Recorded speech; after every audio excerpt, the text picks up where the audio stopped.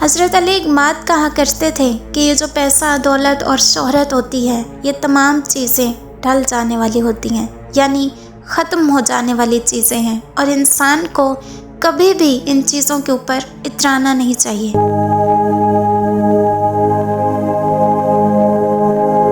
اعوذ باللہ من الشیطان الرجیم، بسم اللہ الرحمن الرحیم۔ میں ہوں دعا سارا اور آپ دیکھ رہے ہیں مائی یوٹیوب چینل دعا سارا 999۔ یہ دنیا بہت خوبصورت ہے، اس میں آ کر انسان اس کی رنگینیوں میں کھو جاتا ہے۔ انسان یہ بھول جاتا ہے کہ یہ دنیا عبرت کی جگہ ہے۔ آج میں بات کرنے جا رہی ہوں ایک بہت ہی خوبرو نوجوان کی، جس کا تعلق اردن سے ہے۔ 23 سالہ یہ نوجوان خوبرو، خوش شکل، خوش اخلاق، حسین و جمیل، ٹک ٹاکر، بلاگر، فیشن ماڈل، لاکھوں دلوں کی دھڑکن، عرب دنیا کا ٹرینڈ میکر۔ ابھی میں آپ کو ایک تصویر دکھانے جا رہی ہوں۔ یہ تصویر سوشل میڈیا کے اوپر کافی وائرل ہو رہی ہے، آپ نے دیکھی بھی ہوگی کہ اس کے اندر ایک نوجوان ہے جو کہ انتہائی خوبصورت ہے اور شاید خوبصورتی کے پیک کے اوپر ہو، اور اس کو عرب کی دنیا میں ٹرینڈ میکر کہا جاتا ہے، یعنی یہ اپنی ویڈیو میں جو بات کہہ دیتا تھا وہ ٹرینڈ بن جاتا تھا، اور اس کے لاکھوں کروڑوں فینس تھے، اور اس کو باقاعدہ سیریز میں لیا جاتا تھا، ٹی وی شوز کے اندر اس کو ایز اے گیسٹ بلایا جاتا تھا۔ اس کے اپلوڈ کی گئی ایک ویڈیو پر تقریباً 15 سے 20 لاکھ ویوز آ جاتے تھے، یعنی ایک دن کے اندر بے تحاشا پیسہ اس نے ان ویڈیوز سے بھی کمایا، اور پھر مارکیٹنگ میں چلا گیا، TV shows, talk shows میں چلا گیا، اور اس کو 2022 میں عرب کے اندر ہینڈسم لوگوں کی فہرست میں 4تھے نمبر پر شامل کیا گیا۔ یہ بندہ ان تمام سرگرمیوں کے ساتھ اپنی زندگی بھی انجوائے کر رہا تھا۔ اب یہ چیز ہمارے لیے کہیں نہ کہیں آزمائش ہوتی ہے۔ اب ایک ویڈیو اور سامنے آتی ہے 2024 کو، جس کے اندر اس شخص کی ایک تصویر سامنے آتی ہے جس میں لوگ حیران ہو جاتے ہیں اسے دیکھ کر کہ کیا یہ وہی شخص ہے جس کو ہم دیکھا کرتے ہیں۔ اس کی باڈی کے اندر کینسر ڈائگنوز کیا جاتا ہے، اور اس کے باوجود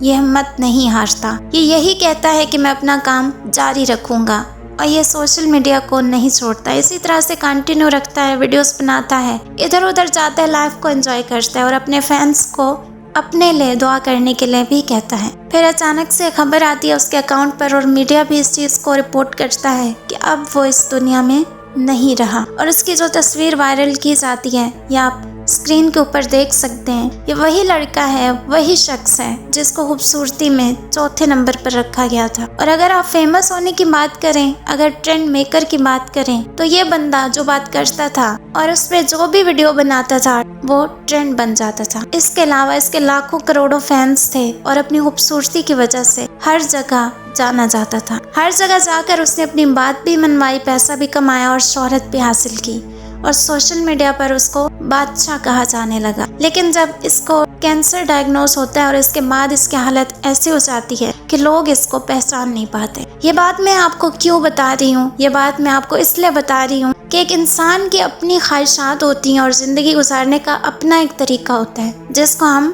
ڈھیل کہتے ہیں، اور وہ ڈھیل شاید ہمیں اللہ تعالیٰ نے دی ہوتی ہے۔ ہم اپنی زندگی میں کہیں نہ کہیں یہ بھول جاتے ہیں کہ یہ ساری چیزیں فنا ہو جانے والی ہیں، اور یہ ساری چیزیں ڈھل جانے والی ہیں۔ کبھی بھی زندگی میں جو حضرت علی رضی اللہ تعالیٰ عنہ کا شروع میں میں نے جو ریفرنس دیا کہ خاص طور پر پیسہ، شہرت، خوبصورتی، یعنی آپ کا جو لائف سٹائل ہے اس کے اوپر تو کبھی بھی نہ اترائیں، کیونکہ اللہ جس کو چاہے دے، اور جس سے چاہے وہ یہ چیزیں لے لیتا ہے۔ وہ آپ کی آزمائش کے لیے آپ کو عطا کرتا ہے، کیونکہ قدرت اپنا کام کرنا نہیں چھوڑتی، قدرت اپنا کام کر کے رہتی ہے، اور وہ ہر حال میں ہونا ہوتا ہے، جیسے اس لڑکے کے ساتھ ہوا۔ اتنا خوبصورت لڑکا اپنے ٹائم میں، مطلب ہر ایک کی خواہش ہوتی ہے فیمس ہونا، کہ ایک دن میں ویڈیو لگاؤں اور میں وائرل ہو جاؤں، لوگ مجھے دیکھیں، لوگ مجھے سراہیں، جو میں بات کرتا ہوں اس کو مانیں، جو میں کپڑے پہنتا ہوں اس کو ایز اے فیشن کریں، لوگ وہ کرنا شروع کر دیں جو میں کرتا ہوں۔ یہ ساری چیزیں ہم سب کی خواہشات ہوتی ہیں کہیں نہ کہیں، لیکن ہم نے کبھی یہ نہیں سوچا